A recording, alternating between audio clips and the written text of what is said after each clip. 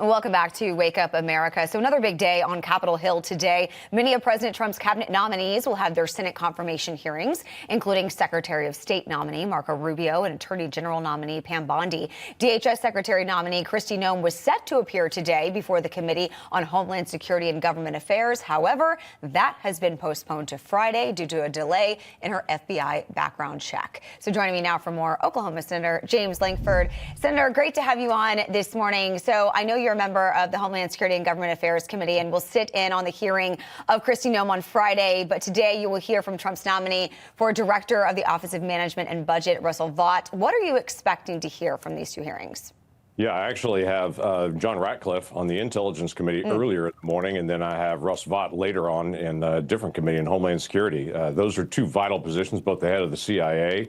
For John Ratcliffe, he served in the previous Trump administration as the Director of National Intelligence.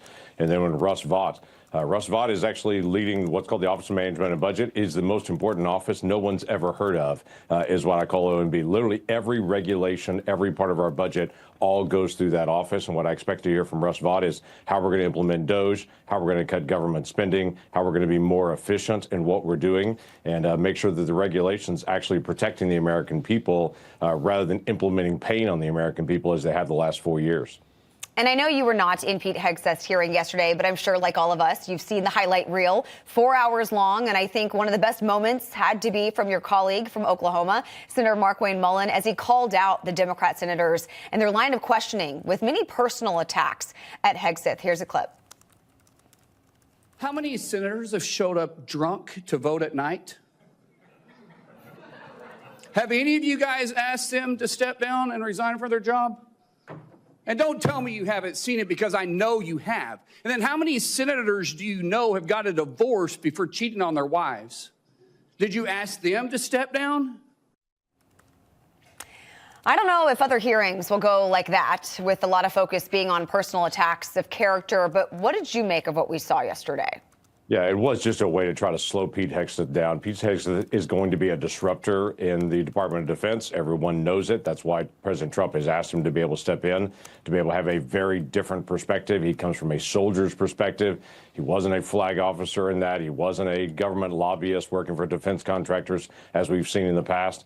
He is a person that's risen up through the ranks, and he will be a person that I think a lot of the warriors that are serving around the country right now will be glad to be able to see someone step up. But he's got to be able to fix the defense procurement area, which was a major part of what he talked about. A lot of people didn't talk about that yesterday. Is that a major part of what Pete Hegseth was talking about? We've got to do our contracting differently. We've got to actually be more efficient in what we're doing and more lethal.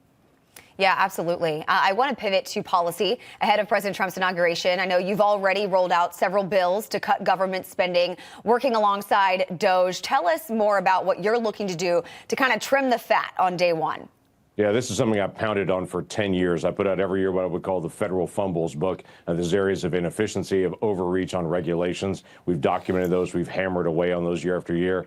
Very pleased to see President Trump step in and say, hey, we need to be able to deal with all this government inefficiency. He's putting a major focus on that, which quite a few of us that have focused on that as well are joining him in that to be able to say, let's actually solve this. One of the bills that I'm putting out this week deals with some of the background things, how we do the regulations, how we do the hiring, how we do telework, how we do our reporting so we can get the information out. We have a major report showing duplication in government. All those things are important to lay the groundwork to be able to do a massive overhaul on how things are actually done in Washington. So very pleased to be able to see that, and we are ready to get to work starting next Monday at noon. How confident are you in DOGE's ability to get things done early on?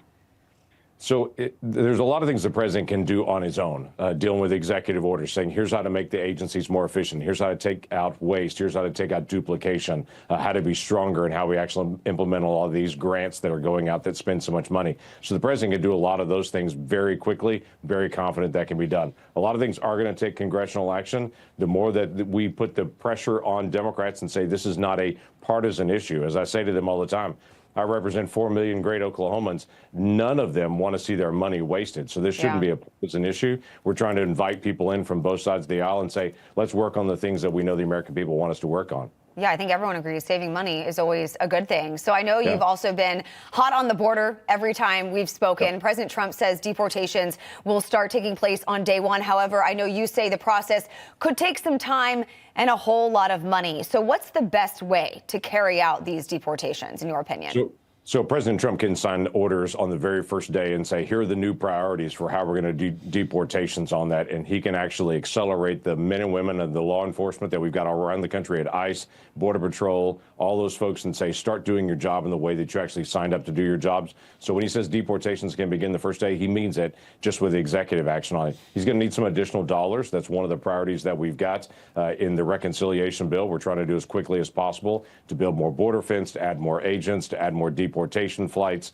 All those things that have to be done need additional dollars to do that. That is one of the major priorities we have coming out of the box. All right, Senator James Lankford, always a pleasure. Thank you so much for taking the time this morning. You bet. Good to see you again. You too.